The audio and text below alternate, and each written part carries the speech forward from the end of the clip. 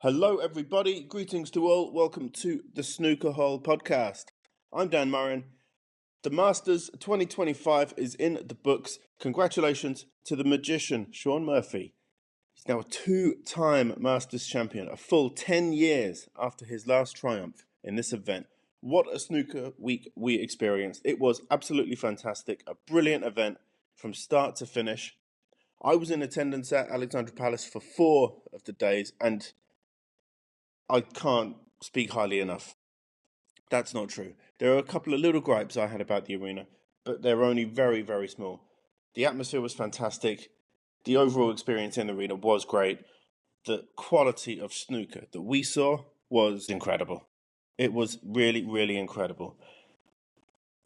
During the week, I met some wonderful snooker fans. There's a lot of passion out there for this sport. Let's see what some of the fans at Alexandra Palace had to say.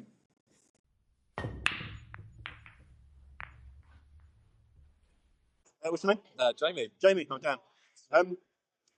Were you here this afternoon? No, unfortunately not. No, literally just come for the evening. It's your first time? No, 7 years. 7 years? 7 years. Okay. Consecutive as well. Yeah, we're a bit fanatic. What's wrong with that? What do you think of the venue this year? Unbelievable. We were just saying, they've moved out here to where the darts is. I think it's perfect. There's so much more available. Food, drink. Seems like more of an event as opposed to where it was before, where it was a little bit more condensed there, shriveled in. Hopefully snooker's growing and stuff like this will just improve, and get bigger and bigger. Someone said to me earlier the words higgledy-piggledy. Not about previous editions of the Masters, and it's been out now, and other events, but they were really complimentary about it. Even the little mini tables. People are not very good at snooker, clearly. It's just a classic. It just looks like a cute way, right? Everyone's in. Yeah. No, it's brilliant. I think having a picture of the Masters trophy is just above his touch. Oh, you did? Yeah. I literally just got it before it went. So. Did I see Cliff Dorbin up there? Yes, yeah, got there. Yeah, Brilliant. You fancy Shaun Murphy to see this out? He's looking pretty strong. He's to lose at the minute. Yeah, okay. Yeah. Scoreline prediction? I've just heard one person say 10-2. 10-2. Bloody hell. That'd be harsh, but... No, I'm going with him. Let's back him. 10-2. 10-2? Yeah, go for it. It's optimistic. You might be the only two. Thanks for your time, Jamie. Cheers, enjoy this one. So just walking through the queue zone again with all the little mini tables, people having a bit of fun, knocking balls around, and something's going on the big table. Don't quite know what, but yeah. Actually, you know what? I've just bumped into someone I went to school with. So I'm going to do a bit of recording now with Mr. Andrew Feehan. Yeah, very, very nice to see you again. Yeah. So you're here at the doing a podcast. Do you mind doing a bit of speaking? Yeah. Your father? My dad, John. Good to meet you. How you doing? So you were here for this morning session? Yes, we were. Yeah. What do you think? Excellent. I think Shaun Murphy kind of is on fire, isn't he? It's absolutely on fire. I feel a bit surprised because kind of root through. I think Shaun deserves to be. Yeah, a couple of magnificent finishes. 6-2. I predicted Mark Allen at the start of the week, and I can't say that I was 8 for 8 because I predicted Ronnie O'Sullivan would win, but I did think John Higgins would lose, so that counts. So I was 8 for 8 on who would lose. Then I was 3 for 3 for the first 3 quarterfinals. Then Byron Wilson broke my prediction streak, which I was a little bit. Whatever. Who did you fancy at the start of the week? At the start of the week after the first round, I fancied Mark Allen after Ronnie O'Sullivan, which was obvious. I fancied him to beat John Higgins. I was delighted that Neil Robinson got substituted in. I was a bit surprised after I think he was 5-1 down for John Higgins and beat him 6-5. Yeah, I was there for that. Yeah, that's good. And then he went out, I like him, and he went out in the next round. So, but I did fancy Mark Allen after his display against Mark Selby. I thought he played excellent against Selby, but he didn't cut it in the next round. John, his name was Murphy was what's too strong. He's on a roll. And you fancied I thought Trump might have done it again because we were at the UK Championships up in York, didn't we? So the semi-finals and couple of adverts at the sneaker. Just this year, guys, we're going to do a bit more. Stick to watching on TV. We want to be there. We're here. We're still watching on the big screen. I just fancy Trump. I thought he was very. I'm delighted for Sean. He's a bit of a character. Semi-final we watched with Trump and Karen Wilson at York. Trump had 2 centuries and he beat him quite easily. Yeah. The semi-final with Barry Hawkins and Mark Allen was an absolute disaster. You know, we had a lot of others left about 11 o'clock. That was a drag. It was fair. You know, painful one. I think it was 4-2 up. Really? It was, yeah. He got in his own way. The defensive thing was starting to do nothing. It's like Dick Afton. And then when we were outside, even Jimmy White was leaving. We see him outside. People were just leaving and vote. You don't see that on the telly. No. We've had better sneaker today, haven't we? Oh, absolutely. Much better today. It's been very good sneaker. Yeah. So whilst Sean's, I think, he's going to win it, I'd love to see Kyrie. Pleased to see a close match. Oh, yeah. The way it was going, had there been no end of session, it's not a mid-session, is it? It's a between session. Is that what you call it? It would have been like 10-4, 10-5. He comes out firing now, and he can watch the balls and think it. I still would. I'd like Sean Murphy to win because, to be perfectly honest, he did so much a few years back, and then he was in. A couple of years ago, I think he was in 3 finals or something, and he lost all 3 of them, and so He was in the Crucible final, wasn't he? And he did well there. Yeah. Not quite enough. He won at his first attempt there, but then he lost out. So it'd be nice for him to win a final for the change and got there. And he looks like a nice player. So you're rooting for Sean, I'm rooting for Byron. Right behind us rooting for both of them, driving me nuts. Sitting on the fence. And speaking of sitting, you two are a bit taller than I am. How do you find the seats? You're much better than the UK Championships. Oh, okay. Yeah, that was a bit of a struggle for us today. Yeah, they were very good and they found us seats. It was semi-final, so if we were not high enough, there was a few vacant seats. And they found us seats we could spread our legs. But there just wasn't enough room for us. And I was concerned about this coming here, to have that extra little bit here, but you'll find it. It's not too bad. What are you? 6'4", 6'5"? 6'6". 6'6". He's 6'4". You get a little bit smaller as you get older. 6'4". But you're not short. It's just saying an awful lot worse. It's fine. It's okay. Okay. I was concerned before coming here. I said it's down before the next year, haven't we? Oh, yeah, we just booked on the end of it. It's so much nicer here than York, to be honest. Although the whole of York City itself was lovely, we had a lovely time. No, but here, yeah, there's so much more. It's just like he was born 300 yards from here. All right. Yes, we lived in Outram Roads. And I know it's 300 because I used to take it up and put it here. I count 300 steps. Count every step. It's like, oh, what about say this is a stupid. Oh, no. Sorry. This is a good chat. Thanks for your time. So hopefully we'll be able to hear from a few more snooker fans. There are a couple of people here just waiting for their Uber, possibly. Would you mind a few words for the Snooker Hall podcast? What's this now? The Snooker Hall podcast. Okay. Do you mind a few words on what you thought of the match, the venue? I'm Dan, by the way. Oh yeah, how are you? Well, we have about 3 minutes. Okay, well let's make it. Let's be efficient then. Yeah. What do you think of the match? First It was brilliant. Yeah, Sean Murphy played really well to get ahead in the first half. Yeah. Kind of what's the word? Not that he won it, but I think the first half made it a long way. Yeah. He did come back a little bit, but I think Murphy had his work done in the box half, maybe. Yeah. Those 3 frames in a row that he won, I think it was 8-4, brought it back to 8-7. Yeah. The chap sitting next to me said it was squeaky bum time. Yeah. He held his time and he didn't go he waited to take his time and go I did mention that in commentary. He showed a bit of patience, a bit of discipline, a bit of experience kicked in there. That's it. And for the 147 one yesterday was amazing too.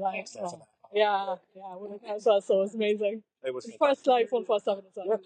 Yeah. Oh, what an experience! Yeah.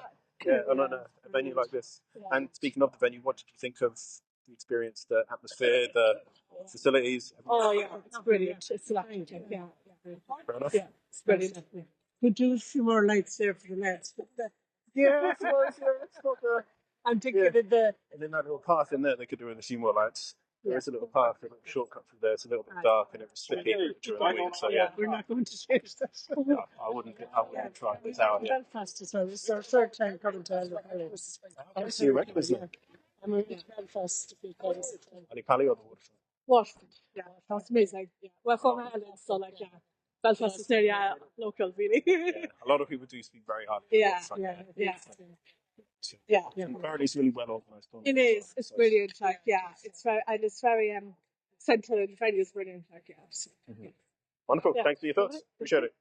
A few fans from Ireland there. Always good to get some different opinions from people from different parts of the world.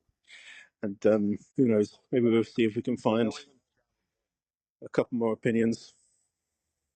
Maybe well, you're on the phone, so maybe I'll speak to your friend here. I'm Dan, from the Snooker Hall podcast. How you doing? A few words for the podcast about your thoughts on the match, the atmosphere, the arena.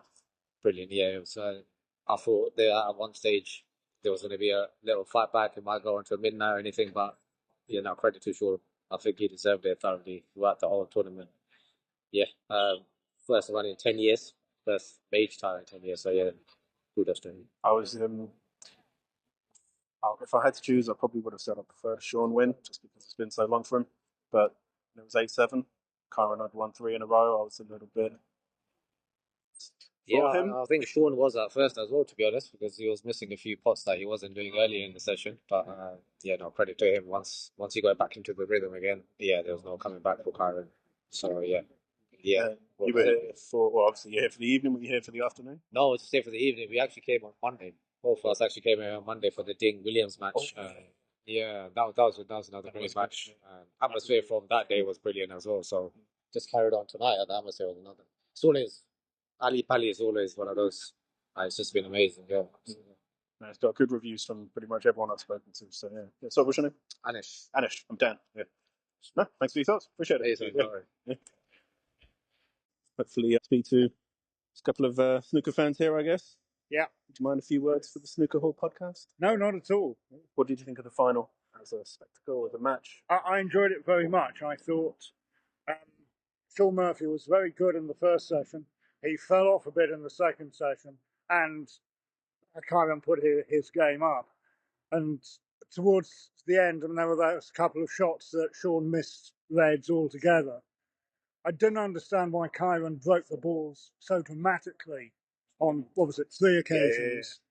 By the end, Sean was once again on top form. And there was one of those frames early on where he was playing it absolutely slowly, dramatically, very carefully. One could scarcely dare to breathe while he was playing it. And I thought he was jolly good. Yeah. I didn't notice there was a hush in the arena. Most of the time, the only thing you'd hear was the occasional cough. Did you watch both sessions? Yeah. Yeah. And how did you want to add something?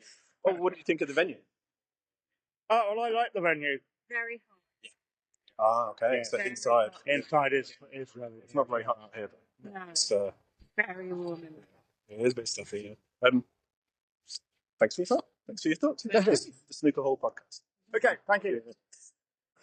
Actually, there's a couple of snooker fans here. One of them is singing very well. Oh wait, is this It's the podcast? Oh, okay. Snooker Hall podcast. A few words. Let's do it. Let's do do it. Go on. Were you here for this afternoon or just this evening? This evening. This evening. Yeah. So you picked a good session to come to. Yep. What do you think? What do you think of the? Shall I go first? Yeah, do it, mate. Sorry, I'm Dan, by the way. Dan? Alistair. Good to meet you, Dan. Ed. This man's the main snooker legend, but this is our seventh snooker / pool event. Okay. Third time here, second time Masters. Sorry. Okay. I think coming into the game, I would have wanted Kyron to win. So you hate Sean Murphy, is what you're saying? Typical journalist. I think. You make no apologies, so I forgive you. I think there's only so much teddy bear, good Christian boy that I could take. I magnetise more to the rebel snooker players. Obviously, generationally, that's Alex Higgins, Jimmy White, Ronnie O'Sullivan. I know it's cliched, but it's cliched for a reason. Not him. So Sean Murphy's a little bit too polished, but I've warmed to him recently. I've warmed to him this week, genuinely, partly because he's played really, really great snooker, and the Rolls Royce Q action and all that. So he's a good player to watch. He's an attacking player, which is what we want. Nice to see. Another reason that we don't like Mark Selby. So Controversial. Excuse us. So no, don't excuse. I'm allowed to be opinionated. No opinions. Opinions welcome. And okay. Sorry, Dan. Cut the mic. So I think we really warmed to Sean, and I also think at the end of that, whilst I personally came into it rooting for Kyron, I think at the end of the match, Kyron, as much as I like him, and I think it comes across really well, was a bit salty in defeat, whereas I think Sean was really humble in victory. And the way he talked about Kyron carrying the mantle of world champion really well, and the rest of it, I think he came across better at the end. So I wasn't upset at the end result, and I also think the best man won over the day. So I can't grumble too much.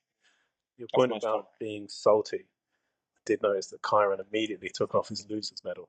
And I literally just said that just then. And I'm not a fan of that. I think it's a little bit disrespectful to the competition and to the opponent as well. Yeah, I think I've seen it a lot in the past where people walk off even before the winner's interviewed. And I just think the fact it's a gentlemanly game and all of that. I'm a rebel enough to think that sort of tradition can go out the window. But you are man, oh man, in that competition, you know. And if it's 11 versus 11 playing football, you shake each other's hands. If it's 1 versus 1, you stay on and you hear what your opponent has to say. And I think that felt like a little bit of a rebellious act. And I think, as I say, it was a little bit salty in defeat. Red? Nothing more to add. Said it quite well. Yeah, I would agree with that. I think that I've had a kind of mixed relationship with Sean Murphy over the years, but I think that he has grown into that role that kind of stuck out in that closing set of remarks upon him taking the trophy as him sort of elevating himself to the elder statesman kind of league, just about of snooker, and I really respected him for that. And come the end, I was pleased for him. And then your thoughts on Ali Pali as a venue? Love it. So I mean, we're standing here looking over the city. Al and I are both Londoners, but we live in very disparate parts of it. Al's over in far west London, I'm far southeast London, so we've come up here today, but we're always struck by how much of a special venue this is. And I love the way that they put it on. Like, although it's one of the Triple Crowns, like, we were towards the back and we had a fantastic venue seat. Felt like a really kind of intimate kind of space. They curated it very well, and you've got that brilliant fan zone to pop out to, which we certainly utilised tonight. I'd add to that on the venue side. I think we came to a first round match that definitely evolved in terms of what they give people outside of the auditorium, and people talk about the atmosphere being different. And snooker play, you hear about it all the time. The Masters is really special because there's a raucous atmosphere, and that's difficult in snooker because you have to be quiet when they're on the shot or even lining up for the shot. But there is. And you can actually feel that. And I'm not one for talking about energy and things like that. But there is a very different feeling when you're in Ali Pali versus the Crucible or the York Barbican or whatever it is. There is a different feeling here. And it is a little bit more raucous, and actually that snowballs. And so people get up for that. And I think the players feel at times maybe a little bit more pressure for that reason. And there's no doubt they have their favourites. You know, when Jimmy White's played here before, when Ronnie plays here before, they're on a global scale local. And so I think that can add probably a little bit of pressure to the opposing players. But amazing venue for all sorts of reasons. Adore it. We were back from Moscone. Oh, is that it? I didn't even know it. I know it's not strictly snooker, but we came here in 2021 to see the Moscone, and we're thinking about coming back in December this year. Fair enough. Thanks for your time. I appreciate it, guys. So. When the Masters kicked off, there were 16 players vying for the Paul Hunter Trophy, Only one could win it. We all made predictions who would win. And I'm going to say, okay, I'm going to twist the twist the rules a little bit. I predicted all 8 losers in the first round. I thought Ronnie O'Sullivan would beat John Higgins. Okay, he was replaced, so I didn't predict a Neil Robertson victory, of course. But I predicted all 8 players who would lose in the first round. And I was 8 for 8 in that sense. And I was there on the opening day for Neil Robertson versus John Higgins. And that was a roller coaster ride. And it's not often you can say that about Neil Robertson matches these days. But you know what? I say that, but that English Open final, that also was a roller coaster. His style of snooker at the moment isn't very exciting to watch, but I can't say his matches are boring. So that's a weird paradox there. Anyway, John Higgins, he's 5-1 up and he loses 6-5. That's a real body blow for the wizard. Neil Robertson cut out that negative, boring, overly cautious snooker that he's been subjecting fans to recently. That isn't his game. He's a scorer. He wins by scoring. During the first half of the match, time and time again, I've said it before, I really hope he cut it out. He went back to that awful dump safety shot. It's so negative. It just must inspire the opponents so much. They must know this is Neil Robertson. What a great player he is, but he's not feeling it. He doesn't trust his safety play. He doesn't trust his long putting. So what's he doing? He's just dumping it. That safe, timid shot because I'm scared to take a risk. That must inspire the opponent. But as soon as he stopped doing that, what do you know? John Higgins couldn't handle him. When Neil Robertson actually started going for his shots, actually started playing long range safeties, John Higgins wasn't able to live with him. I don't know why Neil Robertson doesn't adopt this attacking approach more. The negative way clearly is not working for him. But what do I know? My high break is 23 and I've never been in that situation. It's easy for me to say it, but clearly the results are there. The cause and effect are clear to the armchair fan like me. He played attacking snooker, he won. The first half of the match, he was negative, he couldn't get near John Higgins. It's not rocket science. The best match of the first round is, again, as I thought, I'm really proud of my predictions this week. Ding Junhui versus Mark Williams. I thought it might be a great match, and so it came to be. It was a fantastic spectacle. What a match. I thought Ding had blown it. I really thought Ding had blown it. But Ding showed incredible tenacity. He showed composure, and he showed a killer instinct, which we sometimes haven't seen from Ding recently. And he got over the line 6-5. Another brilliant match, another decider, another member of the class of 92 losing in a decider.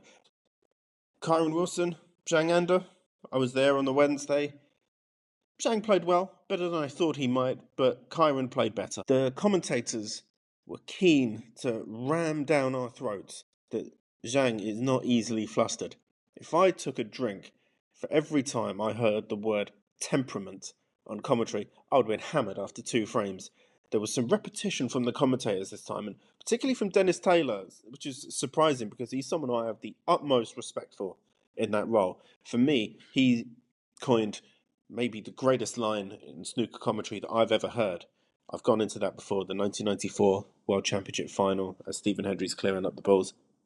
But it seemed that he was saying the same thing over and over again, and he actually made a few comments which just didn't make sense.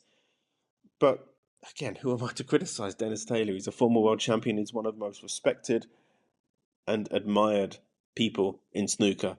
Do you know what? It wasn't a big deal. I'm just finding things to nitpick about here. I should be more positive. Let's be more positive. No, there's one more negative before we move on to the positives. A few players did look overawed by the occasion. And the 2 I'm thinking of particularly were Chris Wakelin and Gary Wilson, especially Gary. Now, I don't think it's a coincidence that for both of these players, it was their first time playing in the Masters at Alexandra Palace. Gary had played in Milton Keynes during COVID, whatever. But maybe the atmosphere, maybe the arena, the aura, the vibe in the arena does make a difference, because those 2, for me, seem to struggle more than the others. Gary Wilson gave Sean Murphy a big lead Now, Gary did fight back a bit. He got 3 frames in a row, if I'm not mistaken. Or was it 2 frames in a row? Anyway, he did okay. He showed some fight, which is the minimum we expect from Gary Wilson, but it was too little too late. The damage was done, and eventually he did lose his composure. He was swinging his cue at some wild shots, and he made it easy for Sean in the end. Let's look at the positives, because there were many. The semi-final Saturday was arguably the best day of the lot. I was there. I went there with my mother, actually. It was her first time watching live snooker, and what a day she picked.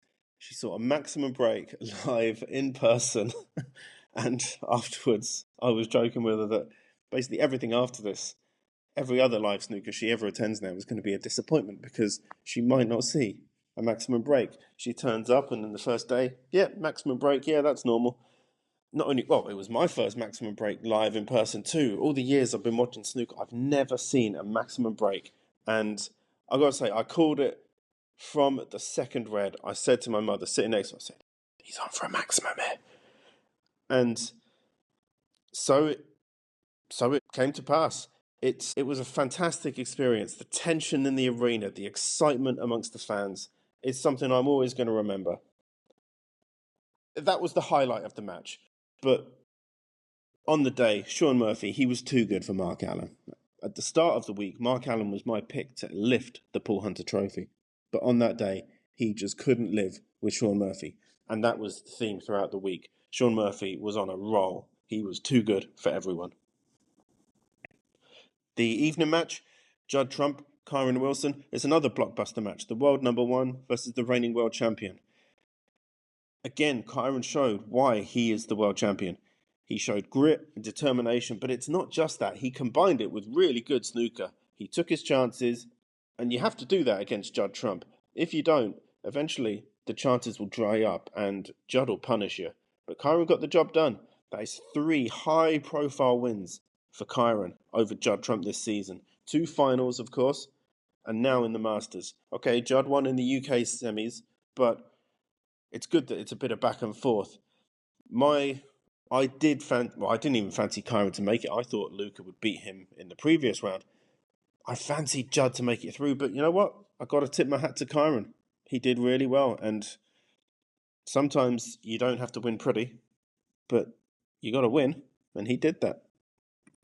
And then we come to the final. As a match, it was really good.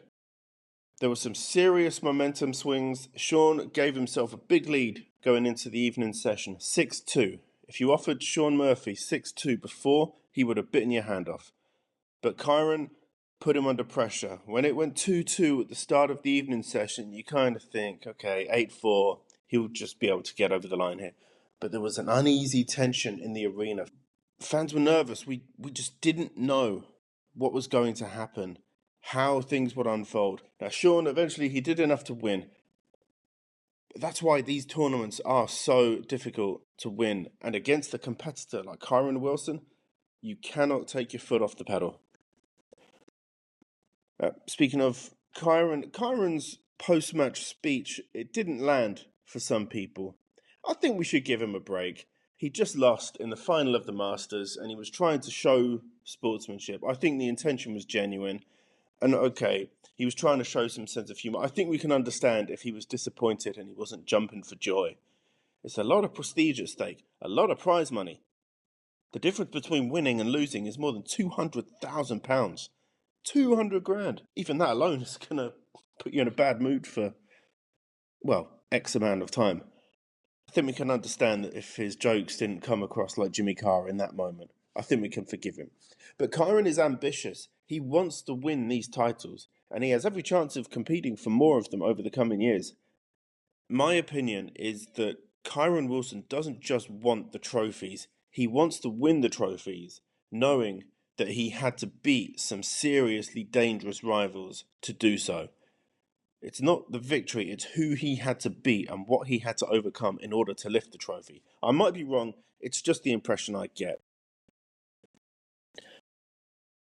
As I say, I do think we should give Kyron a bit of slack. In the moment, of course, he's going to be gutted. He's not going to... I don't think he should be smiling in that moment. But one thing I didn't like is that he took off his runner-up medal in the arena almost immediately. I think that shows a lack of respect to the competition and to the opponent. If you don't want the silver medal, play better. Sean was the superior player on Sunday. Sean deserved his victory, and Kyron removing that medal, it symbolises that maybe he didn't feel like a runner-up, but he was. That's my only negative comment regarding Kyron. He's still a good champion for snooker. We need passion, we need ambition, and we need players to show that they're not just happy to be there, they want to win. Mark Allen mentioned the same thing. He said, I don't want to just be competing for these tournaments, getting to the latter stages. I want to be winning these tournaments. And there's nothing wrong with that. I like that. I want more players to have that drive, that ambition. Judd is a perfect example of this. He wants numbers because numbers will mean prestige. Numbers mean legacy in this sport. But these players, these three in particular, Kyron, Judd and Mark, they have killer instinct, and they will be the three which take over from the class of 92, in my opinion. Kyron won't be happy with second place, nor should he be. The day he is happy to come second is the day he starts declining as a sportsman. I mentioned to Louis Heathcote that Kyron preparing himself to break the Crucible curse had been seen by some as arrogance. He thinks he's just going to turn up and do it again. But the opposite is true. Kyron knows, as well as anyone, how hard it is to become world champion. Now, had he just turned up in Sheffield this year and expected to win the event and break the Crucible curse without preparation, now that would be arrogance, delusion even. I'm sure Kyron, his team, and his support network have a plan to give him the best possible chance of doing it. It will be the biggest challenge of his career, but it seems that he is preparing accordingly. But the final word goes to the winner. Shaun Murphy, as I said at the top of the show, is a two-time Masters champion. His fourth Triple Crown win. Another reminder that he is one of the greatest players, not only of this generation, but of all time. 4 World Championship finals, 3 Masters finals, 2 UK finals, a Triple Crown winner, a Tour Championship winner, a Champion of Champions winner. There's nothing worth winning that he hasn't won. His performance on Sunday was immense for the most part. Those 3 frames, when Kyron pulled it back from 8-4 to 8-7, they were tough. Kyron looked really strong. Kyron took some risks and they paid off. But Shaun drew on his experience, he showed composure, he showed patience, and he regrouped and he got over the line. And he did so in style, finishing with a century break, his 4th of the match. 4 century breaks in a Masters final. That's incredible. Now, Shaun, he'll be in the Players Series events because he's in the top 10 on the 1-year list, I believe. And that starts in Hong Kong in March. And if he plays like this, nobody will want to face him. Now, his working relationship with Peter Ebdon, it seems to have sparked something in Shaun. And Shaun was very quick to praise Peter Ebdon too. Peter was one of the most focused, determined players of his generation. And he's passing on some of that wisdom, at least, to Shaun. Because Shaun too, this week, he looked focused. He looked like he had that ruthless streak in his eyes. And that's good. We want more of this. We've always known how good Shaun Murphy can be, but with a new attitude, new belief, new confidence, his talent may well reap the appropriate rewards. Congratulations to Shaun Murphy, a deserved winner of the 2025 Masters. A couple of emails have come in, so I will share them. The first one is from Shaun. Hi to the Snooker Hall community. A reflection after the Masters. The class of 92 went out early. The talk that they are done is recency bias and is not true. It required 2 deciding frames against 2 modern greats to see them off. What I do think is that we have more proof that snooker has plenty to offer beyond these 3 legends. Fans got their fair share of drama throughout the week, as well as snooker of the highest caliber. The match between Ding Junhui and Mark Williams was epic. I couldn't take my eyes off it, so much that I was late for work that evening. Okay. I wanted to go to Ali Pali, but the tickets were a little pricey. With extra seats and a new sponsor, I was wondering how much money WST make from this event. My rudimentary calculations tell me that it has to be in the millions. Thanks for the podcast and regards. Sean.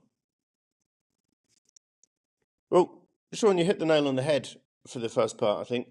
I've said before, and I'll say it again, snooker doesn't need Mark Williams, Ronnie O'Sullivan, and John Higgins. It's nice to have them, and they're still great players, but they're not indispensable.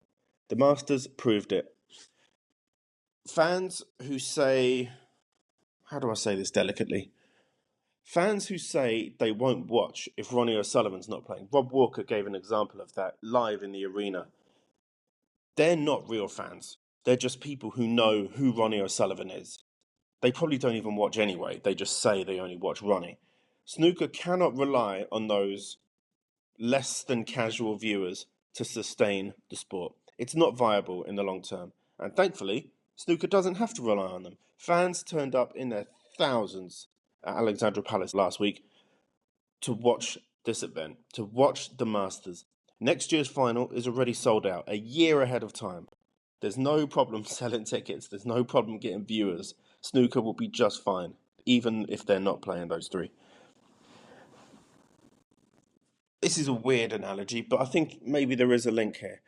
In 2004, I was at the Reading Festival, and during Morrissey's late evening set, there was a brief hush, and I thought it would be a good idea to heckle Morrissey. I shouted out, "Boring!" And he responded to this, this anonymous voice on the periphery of the crowd with, "Someone isn't a fan. Bye." And the point is that Morrissey, he didn't need me there. He had 60,000 other people there. I wasn't a fan at the time. He has grown on me since. He's made some good music over the years. But I think the analogy holds up. Casual fans are good for the sport, but less than casual fans, people who just think Ronnie O'Sullivan wins all the time, they offer such little value to snooker as a sport and as a part of our culture. Yeah, Sean, you're right. Snooker will be just fine. In terms of the second part of the question, well, let's look at some mathematics here. So even if we just make the maths easier, 2,000, most people for a day ticket would have paid at least £100. So 2,000 times 100, that's not that bad. 200,000 over 8 days, that's well over 1.5 million. Some of those tickets were more expensive. I think we can bump that up to nearer to 1.8, especially some of the Century Club tickets, some of those sofas which were half empty during the week. The premium seats, the front 4 rows. I tried the front row seats. Nah, not that good. Whenever I've sat and watched snooker live in the past, it's always been from a slightly elevated view, and I stand by that because having watched the Masters from the second row and the front row, it really isn't that good. You can't actually see what's going on. And yet the elevated view, the cheap seats, honestly, they're much better. There's no extra legroom with the premium seats. So you're paying for a worse view. Anyway, the point is that, yeah, it's got to be close to 2 mil that they make just from ticket sales alone. They've got a sponsor, Johnson's Paint, or Johnston's Paint. Everyone was calling it Johnson's Paint, and now I've got it in my head. It's Johnston's Paint. And they, I'm sure, aren't paying a pittance for their sponsorship. Their products, their colours, their paints, all over the place. You cannot escape it. It's very, very prominent. I'm sure WST wouldn't do it if they didn't turn a profit. They'll find a way to make money. In terms of the actual numbers, I couldn't tell you. I'm sure that's privileged information. Tom has written in, "Hello to the Snooker Hall podcast from Boston. I am writing to encourage everyone to look at WST play. American snooker fans have been forgotten about and treated as an afterthought for a long time. I am happy to pay $60 a year to watch live snooker, but the on-demand back catalogue is a great feature too. Considering what I was paying for access to Matchroom Live, I consider that a free bonus. I had no confidence that the app would work well when I stream clips in the archive, but so far, it has been flawless. WST has exceeded my expectations with WST play so far. Kudos to those involved in bringing this to the people. Thanks for your work, Tom. Well, thanks for getting in touch, Tom. And you're right, Americans have been not ignored, but almost ignored for years when it comes to WST coverage. I've mentioned a few times a decade living in North America was a tougher time for me in terms of keeping up with and watching snooker. And it's really nice that fans from different parts of the world now have access. They can watch matches live. And if they're half an hour late, they can go back, they can watch it. It's great. It hopefully will encourage more people to watch. And I'm sure it's a money spinner for WST. That could mean an increase in prize money. That could mean new events throughout the year. Maybe events in North America, maybe events in Australia, South America. Who knows? The possibilities are endless. If this really takes off, it could be a game changer for WST. I'm not sure, Tom, another feature, I'm not sure how much you might use it if you're in the US, but the priority window for ticket sales at UK events, that alone is a great feature to offer subscribers. It's just an extra little bonus. I thought we might have to give WST a chance to iron out creases in the system, in the app. But it seems that, well, so far, there aren't many problems at all. It's been a very, very promising start.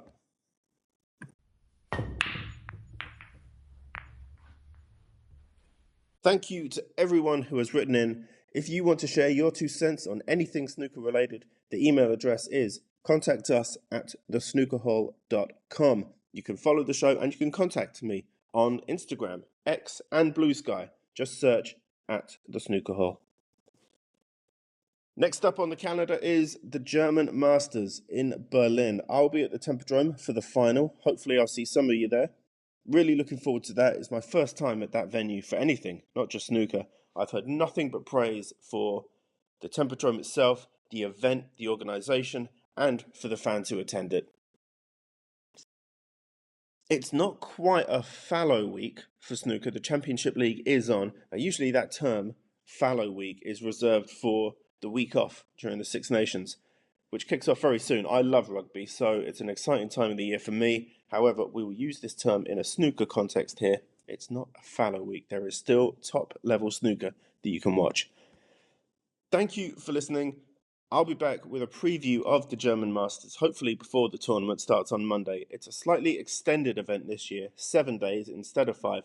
Keep an eye on your podcast feed for that episode. It will include a preview of some of the standout matches in the first round and some other snooker chat. But in the meantime, enjoy the Championship League, and until next time, take care.